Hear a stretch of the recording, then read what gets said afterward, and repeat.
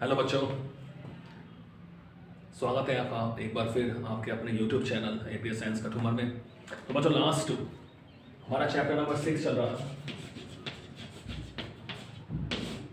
ठीक है, chapter number 6 यानी कार्य, ऊर्जा और शक्ति। ये हम पढ़ रहे थे वर्क,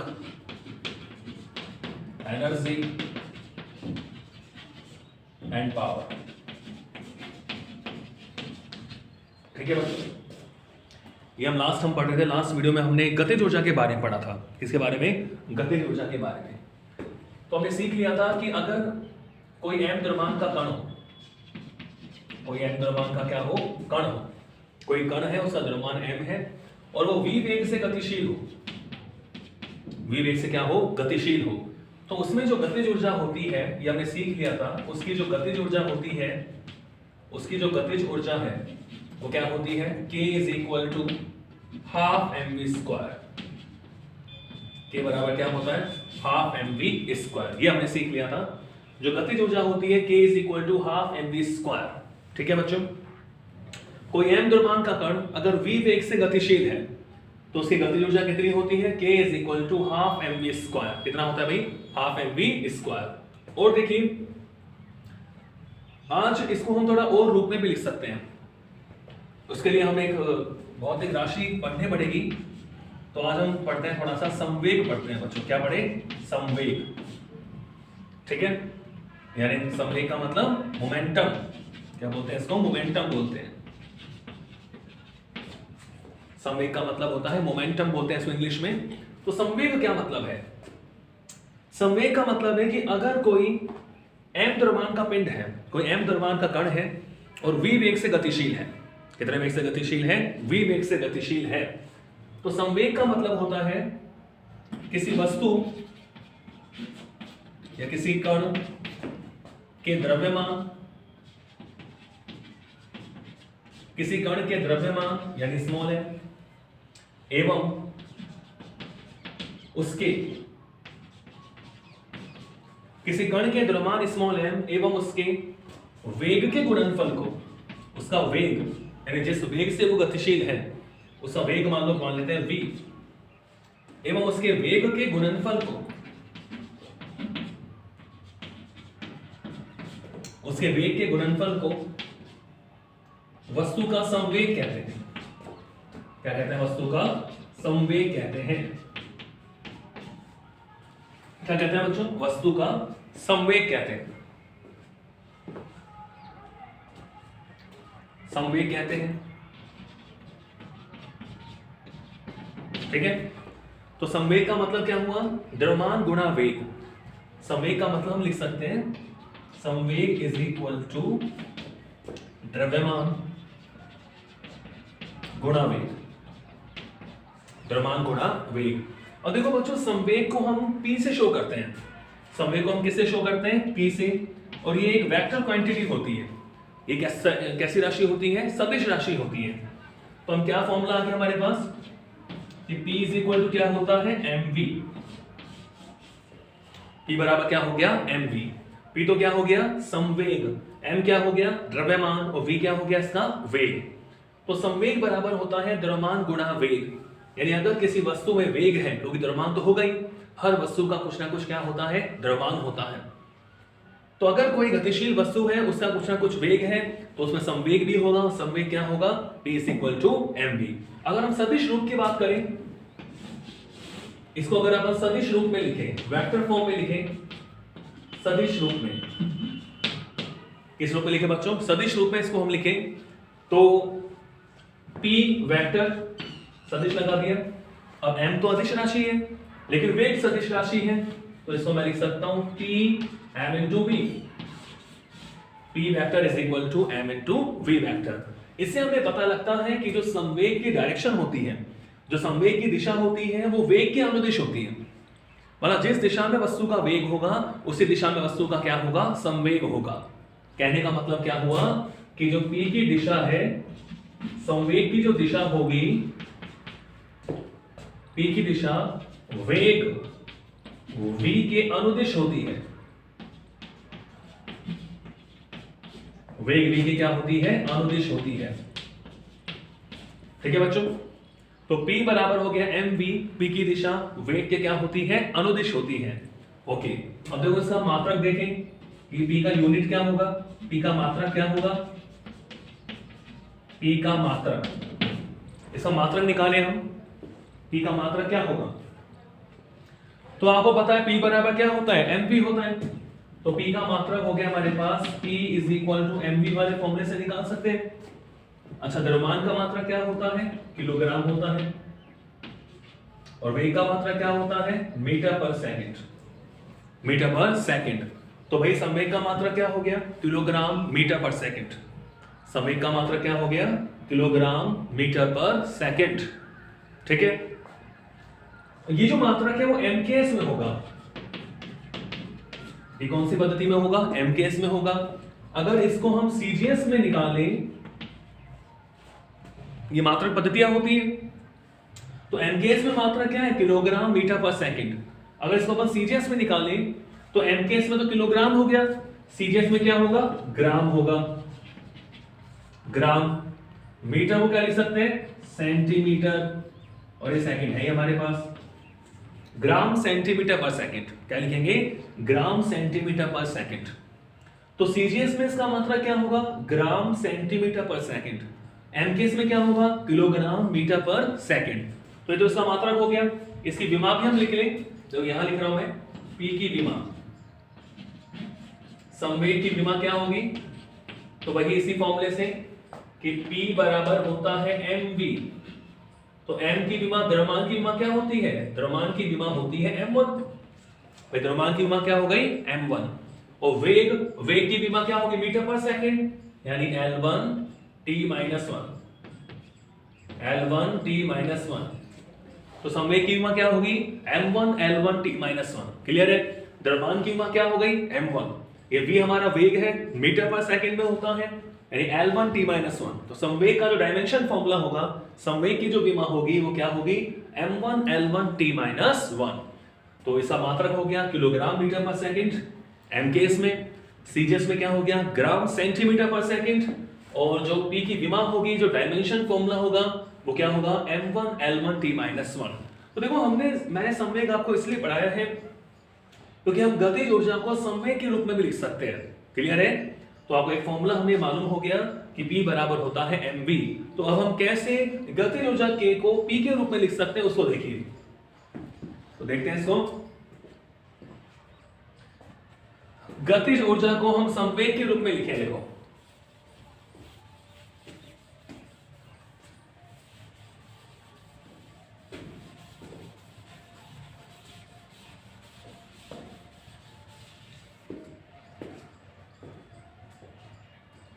तो बच्चों हमें पता है कि जो गतिज ऊर्जा हमने लिखी थी अभी अभी कि K इज इक्वल टू होता है half mv square. K is equal to क्या होता है, हाफ mv स्क्वायर।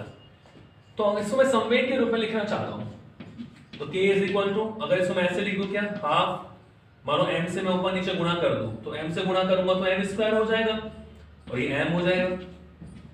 देखो m से m कटेगा तो वही आएगा mv स्क्वायर। तो इसको मैं ऐसे लिख सकता हूं, यहां मैंने क्या करा है, m से अंश व हर में, अंश व हर में गुणा करने पर, अंश व हर में गुणा करने पर, स्मॉल m से अंश व हर में गुणा करने पर। तो बच्चों आप देख रहे हैं यहां से k is equal to half, P बराबर क्या होता है mv, P बराबर क्या होता है mv। तो mv, ये m स्क्वायर v स्क्वायर है, तो मैं क्या लिखूंगा इसको, p स्क्वायर। ये हो गया p स्क्वायर अपॉन m। इसका मतलब ये हुआ कि फॉर्मूला क्या बन गया हमारे पास, k is equal to p square upon 2m। तो ऐसे भी हम गतिज ऊर्जा को लिख सकते हैं। ठीक है, एक तो फॉर्मूला है हमारे पास कि k is equal to half mv square, एक तो हमारे पास है k बराबर हाफ mv स्क्वायर। संवेग के रूप में लिखना चाहे तो k बराबर क्या होगा, p स्क्वायर अपॉन 2m। तो आप देखो इसी इक्वेशन से p स्क्वायर बराबर क्या आ गया, ये सब न्यूमेरिकल्स में काम आएंगे। p स्क्वायर बराबर कितना आ गया, 2km। p स्क्वायर बराबर क्या हो गया भाई, 2km। तो यहां से बच्चों p बराबर क्या मिलेगा, भाई पी स्क्वायर की वैल्यू हमारे पास क्या आ गई 2km, तो P इज इक्वल टू क्या मिलेगा अंडर रूट 2km। P बराबर क्या मिलेगा अंडर रूट 2km। तो ये संवेग का फॉर्मूला आ गया हमारे पास अंडर रूट 2km। तो हम P बराबर mv भी आपको याद रखना है, और अगर P का मान गतिज ऊर्जा के रूप में हम बोलना चाहें तो P बराबर होता है रूट 2km, और K बराबर होता है P स्क्वायर अपॉन 2m, और K बराबर होता है हाफ mv स्क्वायर। ठीक है, आगे चले। तो ये हमने गतिज ऊर्जा और संवेग को पढ़ा। तो इसी में एक बहुत इंपॉर्टेंट थ्योरम है, एग्जाम में भी काफी पूछते हैं उसको, कार्य ऊर्जा प्रमेय, उसको पढ़ेंगे अपन। कार्य ऊर्जा प्रमेय, कार्य ऊर्जा प्रमेय एक थ्योरम ले रहे हैं अपन, बहुत इंपॉर्टेंट थ्योरम है। कार्य ऊर्जा प्रमेय, कार्य ऊर्जा प्रमेय, work energy theorem, work energy theorem, कार्य ऊर्जा प्रमेय क्या कहती है? कार्य ऊर्जा प्रमेय की हम बात कर रहे हैं, तो क्या है इस प्रमेय का कथन क्या है और इसको हम सिद्ध कैसे करेंगे? तो इसका जो स्टेटमेंट है, इस प्रमेय का जो स्टेटमेंट है, जो इसका कथन है, उसको देखिए पहले आप। इसका स्टेटमेंट देखिए, इसका कथन देखिए। ये कहता है कि किसी वस्तु पर जो किया गया कार्य है, अगर कोई वस्तु है उसमें आपने कार्य करा, तो वो उसकी गतिज ऊर्जा में परिवर्तन के बराबर आता है। इसका मतलब क्या है? स्टेटमेंट क्या है इसका? किसी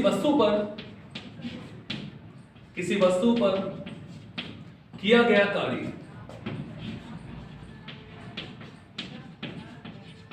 किसी वस्तु पर किया गया कार्य, क्या आपने किसी वस्तु पर कार्य करा, उसकी स्थिति में परिवर्तन करा, तो किसी वस्तु पर किया गया कार्य, यानी W बोल दूं इसको मैं, किया गया कार्य, उसकी गतिज ऊर्जा में, उसकी गतिज ऊर्जा में परिवर्तन, गतिज ऊर्जा में परिवर्तन, देखो गतिज ऊर्जा को बोलते हैं K। अब गतिज ऊर्जा में परिवर्तन, इसको मैंने बोल दिया डेल्टा K। क्या बोल दिया इसको? Delta K। तो थ्योरम ये कहती है किसी वस्तु पर किया गया कार्य यानी W, उसकी गतिज ऊर्जा में परिवर्तन डेल्टा K के तुल्य होता है, के तुल्य होता है। ठीक है बच्चों, किसी वस्तु पर किया गया कार्य यानी W, उस वस्तु की गतिज ऊर्जा में परिवर्तन यानी डेल्टा K के तुल्य होता है। तो अब इसको हम क्या करेंगे? इसको हम सिद्ध करेंगे, इसको प्रूफ करेंगे। तो इसका प्रूफ देखिए क्या कैसे होगा इसका प्रूफ। देखो, तो हम ऐसा मान लें कि वो वस्तु हमारे पास है और वो u वेग से गतिशील है, ये मैं मान के चल रहा हूं। कहने का मतलब क्या हुआ? मैं ये मान के चल रहा हूं कि माना किसी वस्तु का जो प्रारंभिक वेग है, प्रारंभिक वेग वो कितना है? स्मॉल u है। माना किसी वस्तु का प्रारंभिक वेग कितना है? Small u। ठीक है, प्रारंभिक वेग इसका स्मॉल u है, और जैसे हमने इसमें बल लगाया तो इसका वेग क्या हो जाता है? v हो जाता है। स्मॉल u है, तथा बल लगाने पर हमने फोर्स लगाया F, तथा बल लगाने पर इसका वेग क्या हो जाता है? v हो जाता है। परिमाण में लेके चल रहा हूं, बल लगाने पर इसका वेग क्या हो गया? v हो गया। इसका वेग v हो जाता है। मतलब कोई वस्तु u वेग से गतिशील थी, आपने उस पर फोर्स लगाया, बल लगाया, तो उसका वेग u से क्या हो गया? v हो गया। क्लियर है? तो हमें कितना कार्य करना पड़ेगा? क्योंकि देखो वेग हुआ है u से v हो जाता है, तो मैं ऐसा मान लेता हूं हो जाता है। यह भी माना, ये भी मान लेता हूं मैं, यह भी माना कि वस्तु में जो कुल विस्थापन हुआ है क्योंकि पहले u वेग से गतिशील थी, अब वो v वेग से गतिशील है, यानी विस्थापित हुई है वस्तु, क्योंकि फोर्स लगाने पर वस्तु में विस्थापन होगा। यह भी माना कि वस्तु में कुल जो विस्थापन है, यह भी माना कि वस्तु में कुल विस्थापन कितना है बच्चों, s है। वस्तु में टोटल विस्थापन कितना है, s। तो क्वेश्चन हमसे कह रहे हैं कि कितना कार्य करना पड़ेगा।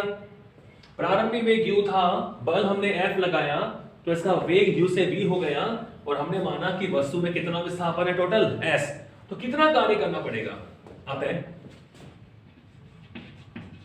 किया गया कार्य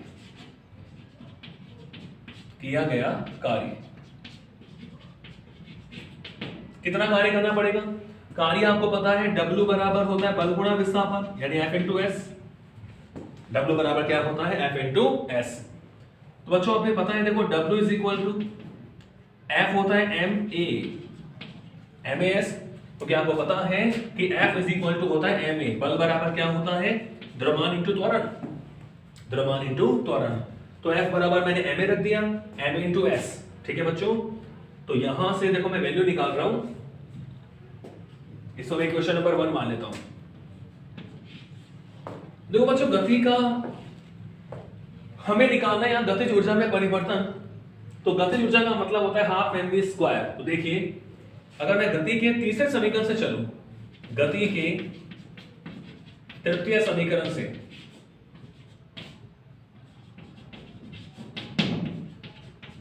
गति के तीसरे समीकरण से v स्क्वायर बराबर क्या होता है, v स्क्वायर बराबर होता है u स्क्वायर प्लस 2as। ठीक है बच्चों, v स्क्वायर बराबर होता है u स्क्वायर प्लस 2as। तो यहां से देखो हम as की वैल्यू निकाल सकते हैं, इसको इधर ले आओ, तो v square minus u square बराबर क्या हो गया, 2as। तो यहां से आप देख रहे हैं कि 2 को मैं नीचे ले आता हूं, हाफ, और ये आएगा मेरे पास v square minus u square is equal to क्या आएगा, as आएगा। ये समीकरण नंबर कौन सी हो गई, 2। इक्वेशन नंबर कौन सी हो गई, ये 2। तो बच्चों as की वैल्यू मेरे पास आ गई half v square minus u square. तो as के मान को मैं इसमें रख सकता हूं, समीकरण नंबर 2 से जो as का मान है उसको मैं कहां रख दूं, समीकरण नंबर 1 में रख देता हूं। ठीक है, तो चलो अब वैल्यू रखते हैं। 2 से मान 1 में रखने पर क्लियर है बच्चों। हमें निकालना है कार्य और ऊर्जा में संबंध, हमें निकालना है। तो कार्य हमारे पास है, और देखते हैं ऊर्जा आती कि नहीं आती। तो हम as की जगह क्या रखेंगे, देखो W बराबर, W is equal to m। as की जगह मैं क्या रख सकता हूं, half v square minus u square.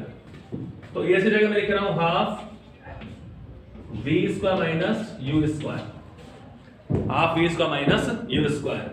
बच्चों गुणा कर दो इसे आप, तो W इज इक्वल टू क्या होगा बताओ, गुणा कर दो half mv square.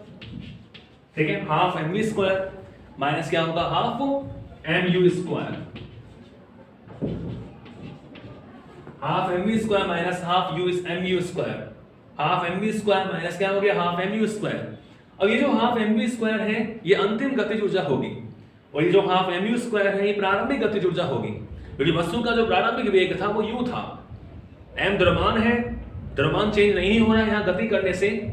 Classical physics की हम बात यहाँ कर रहे हैं, तो द्रव्यमान m है, वेग उसका u है, तो उसमें कितनी गतिज ऊर्जा है, हाफ mu स्क्वायर।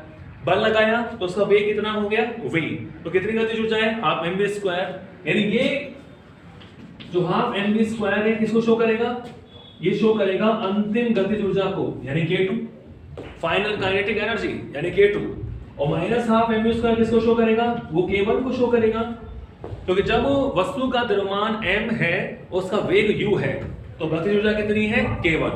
अब द्रव्यमान तो m ही रहेगा, लेकिन वस्तु का वेग कितना हो गया, v हो गया, तो जो अंतिम गतिज ऊर्जा होगी वो क्या होगी, k2 होगी। तो बच्चों ये क्या है, ये भी गतिज ऊर्जा है, ये भी गतिज ऊर्जा है, ये हो गया गतिज ऊर्जा में परिवर्तन। तो W बराबर क्या हो गया, delta k। W is equal to क्या हो गया, डेल्टा k। यानी किसी वस्तु पर जो किया गया कार्य होता है वो उसकी गतिज ऊर्जा में परिवर्तन के बराबर होता है, W बराबर डेल्टा के। तो आज के वीडियो में हमने सीखा संवेग क्या होता है, गतिज ऊर्जा को संवेग में हमने कैसे बदला, और कार्य ऊर्जा प्रमेय क्या थी। नेक्स्ट अगले वीडियो में। Thank you.